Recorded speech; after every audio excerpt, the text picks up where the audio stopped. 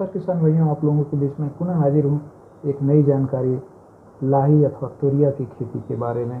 किसान भाइयों, तोरिया को हम जो है एक तरह की कैच क्रॉप के रूप में मानते हैं, क्योंकि ये बहुत कम समय में यह सरसों की प्रजाति हो जाती है।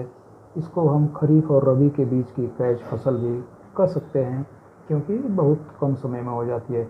तो किसान भाइयों, मैं इसके बारे में आपको कुछ प्रजातियों की चर्चा करूंगा। अगर ये हमारी वीडियो आपको अच्छी लगे तो हमारे चैनल को लाइक सब्सक्राइब जरूर करें। हमें चर्चा करते हैं प्रजातियों की। तो तोरिया की कुछ प्रजातियां हैं जो हमारे यहाँ खूब प्रचलित हैं। टाइप 9, भवानी, तपेश्वरी। किसान भाइयों, भवानी सबसे कम दिन में 75 से 80 दिन में तैयार हो जाती है, परंतु टाइप 9 और तपेश्वरी 80 से 90 दिन का समय लेती है। किसान भाइयों, तपेश्वरी अभी बहुत ही नवीनतम प्रजाति है जो कि इस पूरे उत्तर प्रदेश के लिए संस्तुत की जाती है। किसान भाइयों, जहाँ तक बीज दर की बात है तो तोरिया 4 किलोग्राम प्रति हेक्टेयर की दर से संस्तुत किया जाता है। बुआई से पहले किसान भाई बीजों को शोधित कर लें।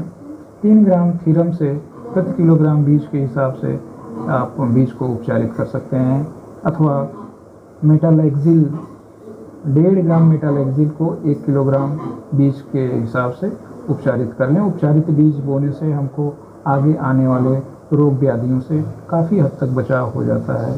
किसान भाई, इस बात का हम खूब ध्यान रखें कि तोरिया की बुआई जो है सितंबर के दूसरे सप्ताह तक कर ही लेनी चाहिए।